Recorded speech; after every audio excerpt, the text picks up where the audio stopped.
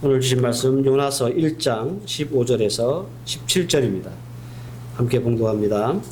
요나를 들어 바다에 던짐에 바다가 뛰노는 것이 곧 그친지라. 그 사람들이 여호와를 크게 두려워하여 여호와께 제물을 드리고 소원을 하였더라. 여호와께서 이미 큰 물고기를 예비하사 요나를 삼키게 하셨으므로 요나가 밤낮 3일을 물고기 뱃속에 있느니라. 아멘. 요나서에 대한 두 번째 말씀입니다. 아수르의 수도 느느웨에 파송된 요나 선지자. 우여곡절 끝에 느느웨의 회개를 선포하기는 했지만 요나의 마음과 하나님의 마음은 달랐다라고 말씀을 드렸죠. 요나의 마음은 아수리 같은 그런 악한 나라는 망하면 좋다, 이렇게 요나의 마음이었고, 하나님의 마음은 그럼에도 불구하고 한 영혼이라도 살리고 싶어 하시는 것이 하나님의 마음이었습니다. 요나는 누구의 마음을 따랐을까요? 자신의 마음을 따라서 도망갔죠. 그리고 붙잡혀 와서도 하나님 앞에 짜증내고 화를 내면서 아수르 같은 나라는 하나님의 구원의 은혜를 받을 자격이 없다라고 하면서 강하게 거부감을 표시했습니다. 이해는 가죠. 제가 지난주에 말씀을 드렸던 것처럼 아수르라고 하는 제국이 얼마나 악랄한 제국이었는지 제가 실태를 말씀을 드렸습니다.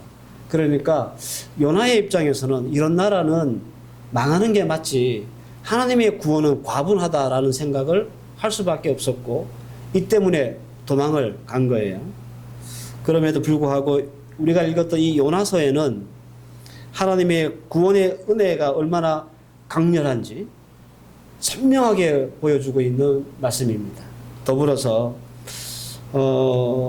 한 영혼에 대한 사랑이 얼마나 중요하고 귀한지 또한 요나나 우리에게 도전하고 있는 말씀이 바로 요나서의 말씀이다라는 겁니다. 지난주 말씀을 시작하면서 왜 해필이면 느느웨인가라고 하는 전제를 가지고 말씀을 선포했습니다. 오늘은 물고기를 예비하사라고 하는 제목으로 요나서의 두 번째 말씀을 선포하겠습니다. 요나서의 첫 번째 주제가 하나님의 강력한 구원의 은혜였다면, 우리가 요나서를 보면서 받아야 될 두 번째 교훈이 뭐냐면 하나님의 섭리입니다. 요나서에 나타난 하나님의 섭리를 우리가 이해하기 위해서 제가 잠시 그 요나서 전체적인 내용을 줄거리를 이렇게 요약을 해 드릴 테니까 여러분들 이 요약을 잘 기억하고 계셔야 오늘 말씀을 이해할 수 있습니다. 이미 요나서의 전체적인 내용을 알고 계신 분이 계시겠지만 그럼에도 불구하고 모르신 분이 계실 것 같아서 제가 다시 차근차근 정리를 해드립니다.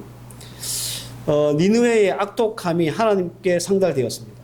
그래서 하나님은 요나를 부르셨고 니느웨로 파송을 해서 가서 회개를 선포하라고 하셨습니다. 근데 요나는 앞서 말씀드린 것처럼 니느웨, 아수르 이런 나라는 하나님의 구원을 받으면 안 돼.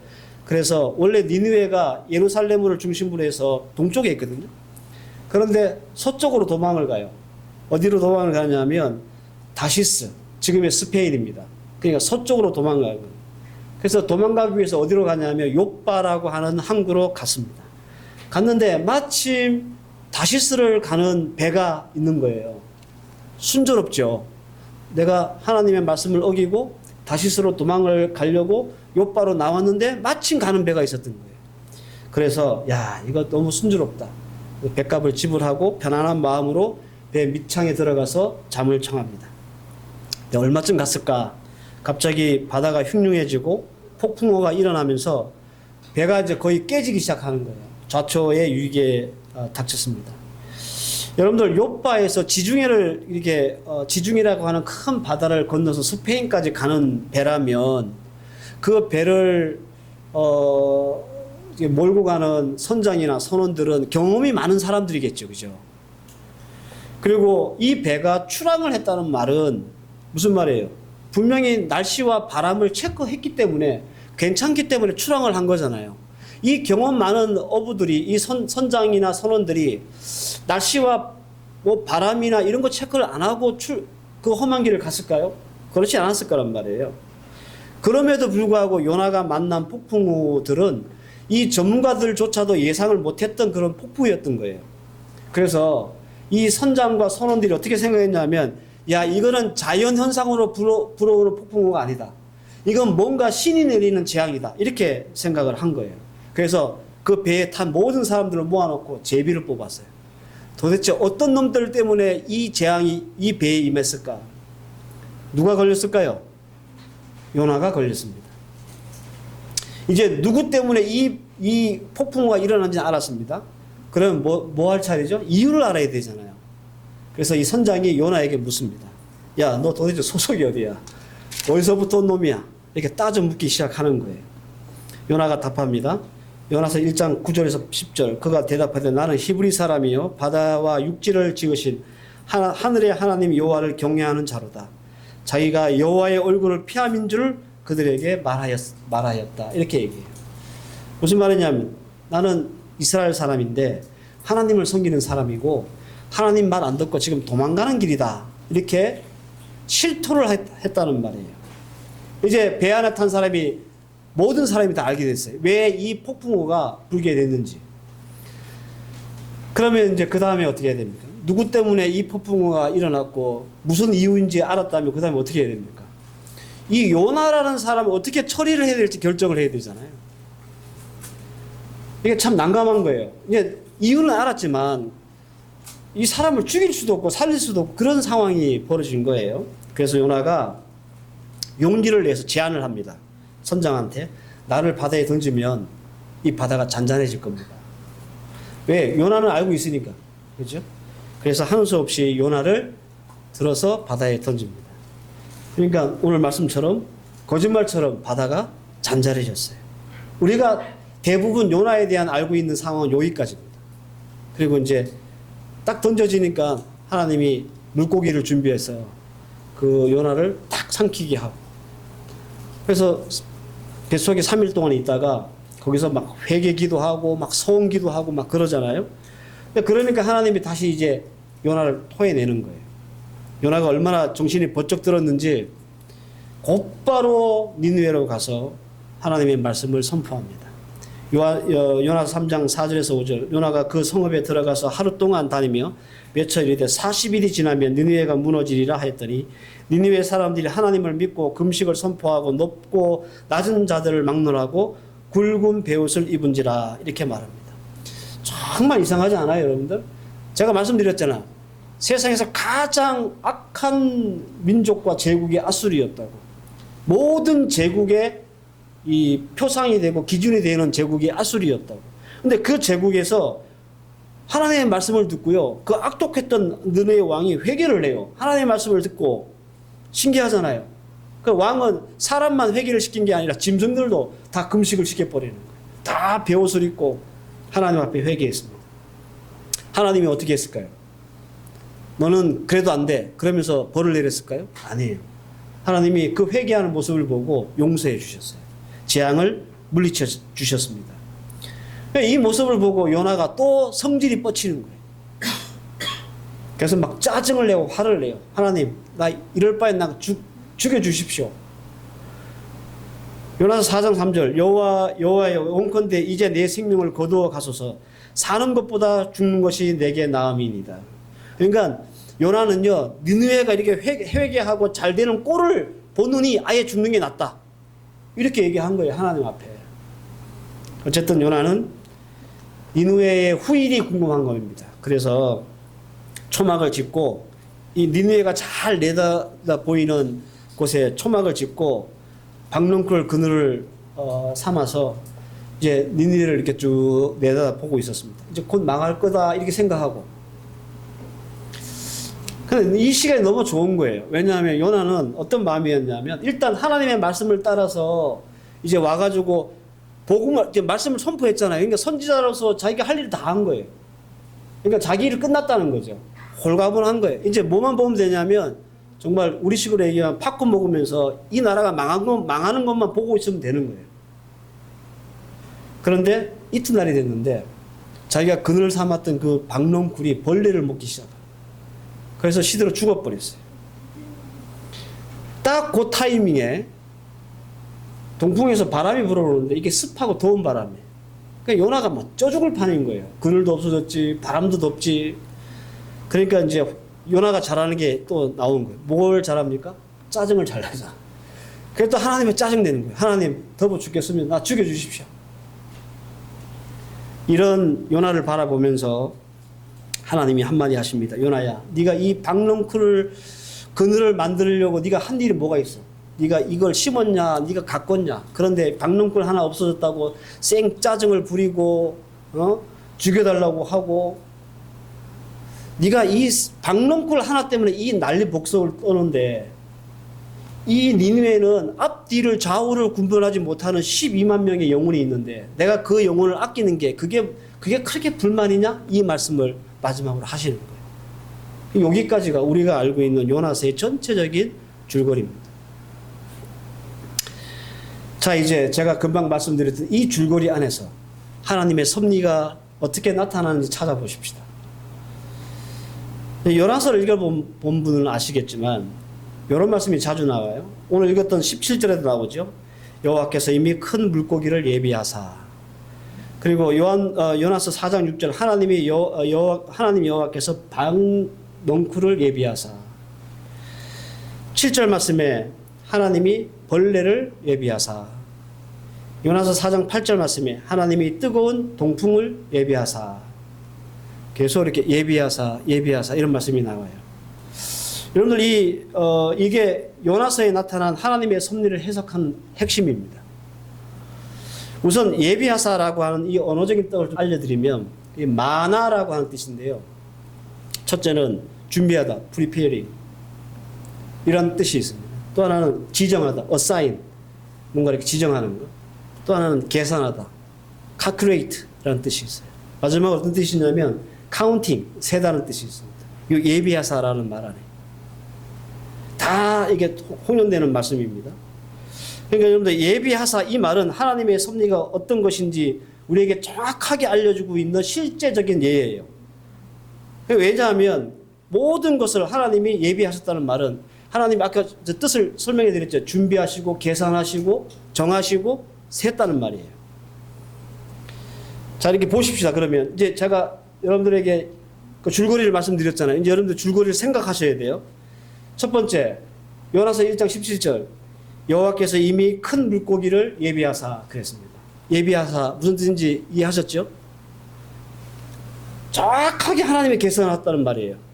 마치 과학자들이 그 우주 공간으로 미사일을 쌓아 올리는 그런 계산을 하듯이 이 말씀이 포함하고 있는 상황이 어떤 거냐 하면 물고기를 예비하사, 즉 물고기를 딱 그 시간과 그 장소에 어떻게 하셨다는 말이에요. 하나님이 준비시키셨다는 거예요. 다시스로 도망가는 배를 딱 탈 때부터 어느쯤 가면 하나님이 폭풍을 일으킬 수 있는지, 그러니까 하나님이 요나가 다시스로 도망가는 걸 알고 계셨어요. 그래서 폭풍을 일으키셔가지고 그 배를 멈춰 세우신 거예요. 이것도 다 계산되어 있는 거예요. 다 예비하신 거예요. 그리고 선원들이 요나를 바다에 던졌을 때 왜 사람이 물에 딱 들어가서 숨을 참을 수 있는 한계가 있잖아요. 그죠? 만약에 준비한 물고기가 조금 늦게 만약에 요나를 꿀꺽 삭혔다고 합시다. 그럼 이미 익사 죽었어, 요나는. 근데 준비한 그 큰 물고기가 요나가 익사하기 전에 덥석 물었단 말이에요. 삼켰단 말이에요. 그것까지 하나님께서 뭐 하셨다는 말입니까? 계산하셨단 말이에요. 요나서 4장 6절 하나님 여호와께서 박넝쿨을 예비하사. 요나는 초막을 짚고 박넝쿨 그늘에 앉았습니다. 그런데 이 박넝쿨도 뭐 했다는 말입니까? 하나님이 계산하고 준비하고 이미 지정해 놓으셨다는 거예요. 거기에 무슨 뜻이냐면 하나님이 요나가 요럴 줄 알고 요놈이 여기 앉아가지고 아마 이 니느웨를 내려다볼 거야. 그래서 하나님이 앉아 쉴만한 그 장소를 미리 뭘 심어 놓으신 거예요? 박넝쿨을 자라나게 하신 거예요. 하나님이 그 박넝쿨이 자라는 속도까지 계산하신 거예요. 딱 요나가 좋을 만한 박넝쿨 그늘이 만들어질 때까지 그 속도까지, 성장 속도까지 계산하셔가지고 요나가 딱 그 그늘에 딱 찾아 앉을 수 있도록 만들어 놓으셨다는 뜻이에요. 요나서 4장 7절에서 8절에 나오는 하나님이 벌레를 예비하사 하나님이 뜨거운 동fun을 예별하사 이런 말씀이 나오죠. 하나님은 벌레를 미리 예비하셨고 준비하셨다 그런 말입니다. 벌레가 어느 속도로 박농쿨을 하루에 먹어치울 수 있는지도 계산하신 거예요. 그리고 완전히 입을 다 갉아먹고 시드는 순간까지 그 시간까지도 계산하신 거예요. 그 순간 그 시간에 맞춰서 정확한 타이밍에 동풍을 불게 하신 것도 다 하나님이 계산하신 거예요. 그래서 예비하셨다라고 말씀하시는 거예요. 그러니까 여러분들 우리가 이 요나서에 대한 말씀을 이 예비하사라고 하는 말씀을 대비해서 요나서를 보면 요나서에서 하나님의 엄청난 섭리라는 것을 우리가 발견할 수 있다는 거예요.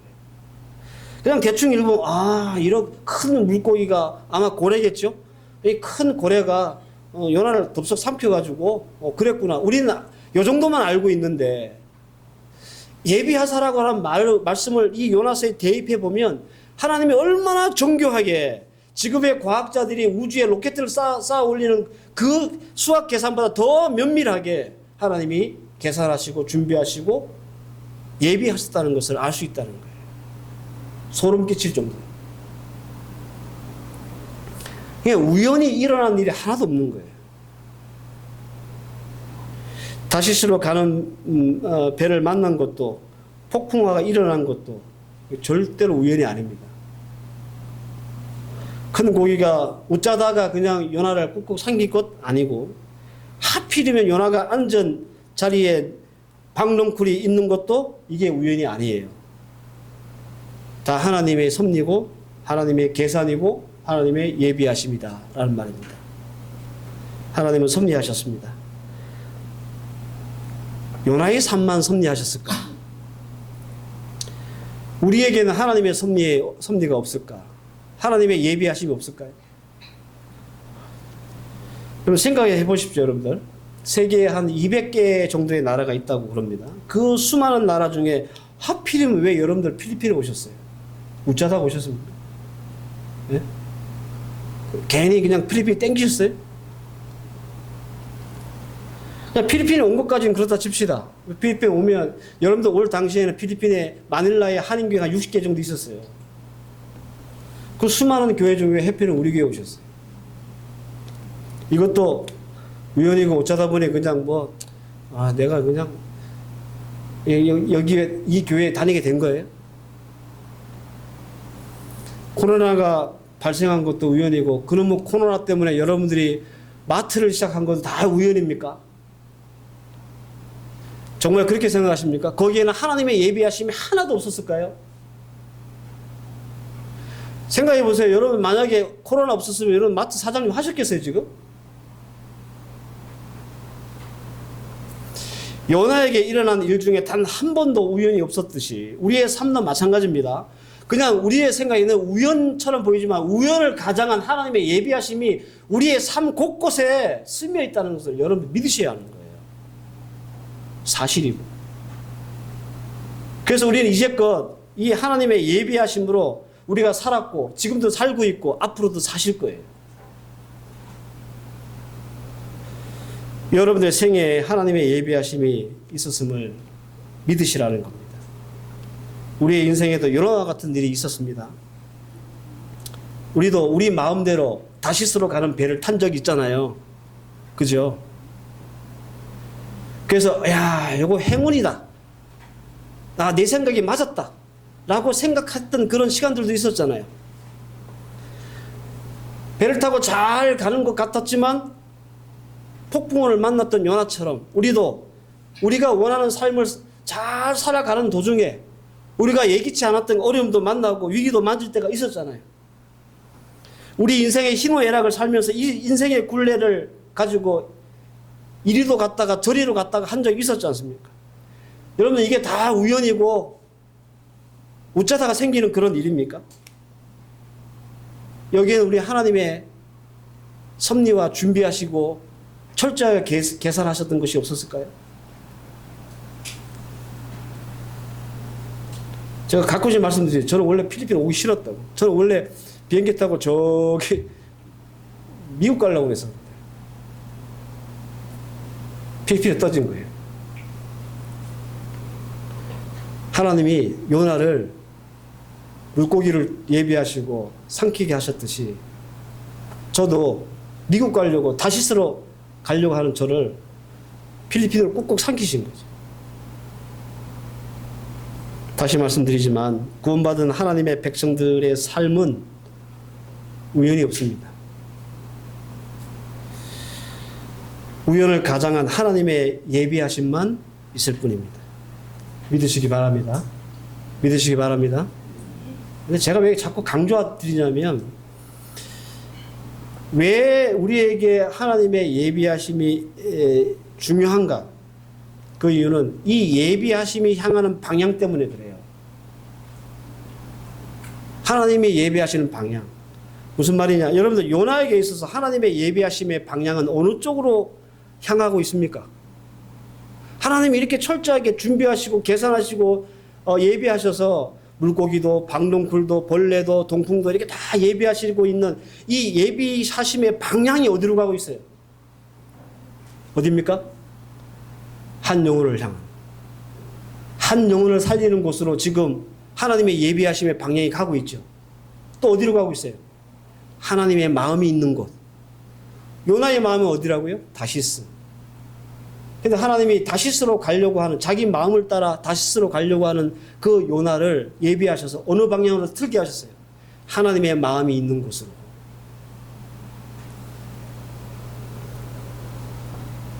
그렇다면 여러분들 우리의 삶도 마찬가지가 아니겠습니까? 요나의 삶에 하나님의 예비하심이 있듯이 우리의 삶에도 하나님의 예비하심이 있고 그 예비하심의 방향이 한 영혼을 살리는 곳이고 하나님의 마음이 있는 곳이라면 우리의 삶의 방향도 그렇지 않겠나라는 말씀입니다. 왜 하나님이 여러분들을 필리핀에 살게 하셨을까? 왜 하나님이 여러분들을 필리핀 한인교회와 헤브론 교회를 만나게 하셨을까? 한국에 있으면 이나마라도 신앙생활 안 하려고 하니까 하나님이 코를 깨가지고 필리핀에 보내서 원병희 목사 만나게 하시고 필리핀 한인교회 만나게 하셔서 이나마라도 믿음의 끈 붙잡고 살게 하시기 위해서 하나님이 섭리하신 거 아니겠습니까? 우리 화면으로 예배하시는 우리 헤브론 교회 성도 여러분들, 이래저래한 사정으로 하나님 앞에 온전하게 예배드리지 못하지만 매주 한 번이라도 이렇게 온라인으로 예배하면서 우리의 실오라기 같은 믿음이라도 붙잡을 수 있게 하나님이 헤브론 교회 만나게 하신 거 아니에요? 우리가 살면서 매번 성공하고 대박만 납니까? 아니죠. 쪽박도 차고 실패도 하죠. 왜 하나님은 우리를 쪽박차게 하시고 실패하게 하실까? 내 영혼이 지금 어디로 가고 있기 때문에, 다시스로 가고 있기 때문에. 쪽박이라고 하는 돌풍을 일으켜서 나를 멈춰 세우는 거예요. 그리고 하나님이 마음이 있는 쪽으로 우리를 몰아가시는 거예요. 하나님의 마음이 어디에 있는지 그 쪽박을 차면서 실패하면서 우리가 가고자 하는 그 다시스의 길을 막아서시면서 하나님 우리에게 깨닫게 하시는 거예요. 거기는 생명 살리는 곳이 아니고 거기는 하나님의 마음이 있는 곳이 아니야. 그래서 하나님이 우리에게 예비하시고 계산하셔서 간섭하셔서 우리의 방향을 틀게 하시는 거예요. 요나의 방향을 틀게 하셨듯이. 나를 살리고 우리가 하나님의 마음에 가까이 하기 위해서 하나님이 우리를 성공, 실패, 대박, 쪽박도 다 예비하시는 거예요. 사랑하는 성도 여러분, 하나님은 지금도 예비하십니다. 우리가 요나처럼 다시스로 도망간다 할지라도 하나님은 예비하사 끝내 하나님의 마음이 있는 곳으로, 한 영혼을 살리는 곳으로 우리를 인도하시고 세워주실 겁니다. 여러분 가만히 생각해 보세요. 만약에 여러분들이 필리핀에 안 오셨고 또 우리 교회 안 만나셨으면 우리가 여러분들 한 20년 넘게 같이 했던 많은 선교적 사역이 있잖아요. 그죠? 다 기억들 아시죠? 그죠? 그때마다 수고하고 애쓰고 땀 흘리고 이뤄놨던, 제 사무실에 가면 이렇게 쫙 이 7개의 교회가 다 붙여져 있는데 그 모든 것들이 다 여러분들과 함께 이루은 선교의 사역들이고 결과물들이잖아요. 그거 하실 수 있었겠어요? 필리핀에 아니고 한국에 계셨다면? 하나님이 여러분들을 인도하신 이유가, 이 필리핀에 오게 하신 이유가 하나님의 마음이 여기 있고 하나님의 한 영혼 살리는 그 길을 여러분들과 함께 동참시키기 위해서 여러분들 이 땅에 이곳에 서게 하셨다라고 하는 믿음을 가지셔야 합니다.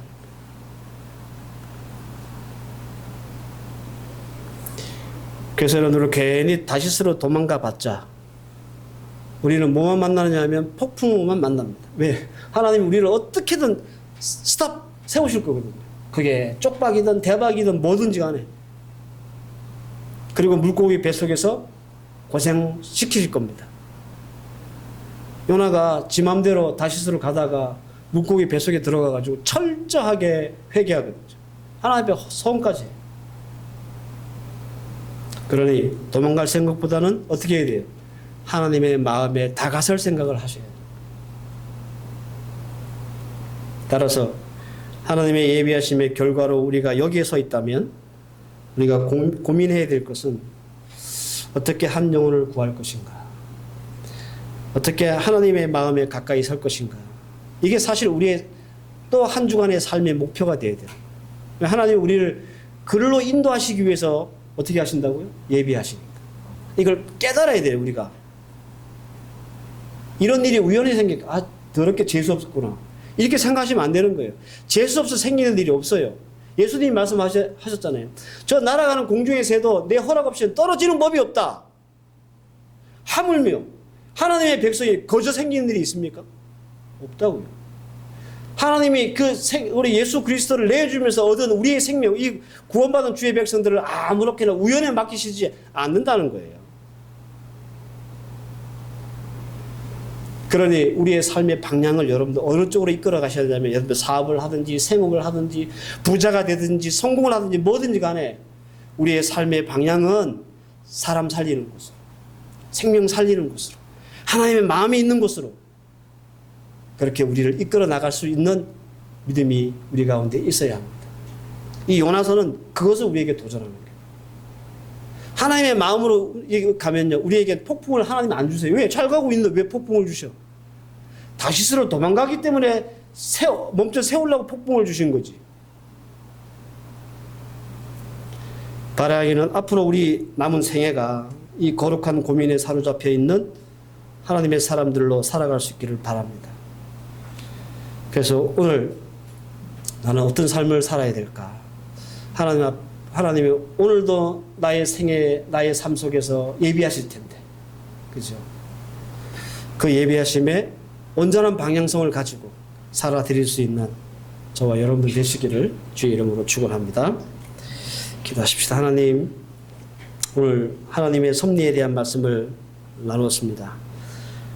큰 물고기를 예비하사 이 말씀을 통해서 우리에게 주신 귀한 교훈들 잘 붙잡고 하나님의 마음이 있는 곳으로, 한 생명 살리는 곳으로 우리의 삶의 방향을 이끌어 나갈 수 있는 주의 백성들 되게 하옵소서. 예수님의 이름으로 기도하옵나이다. 아멘.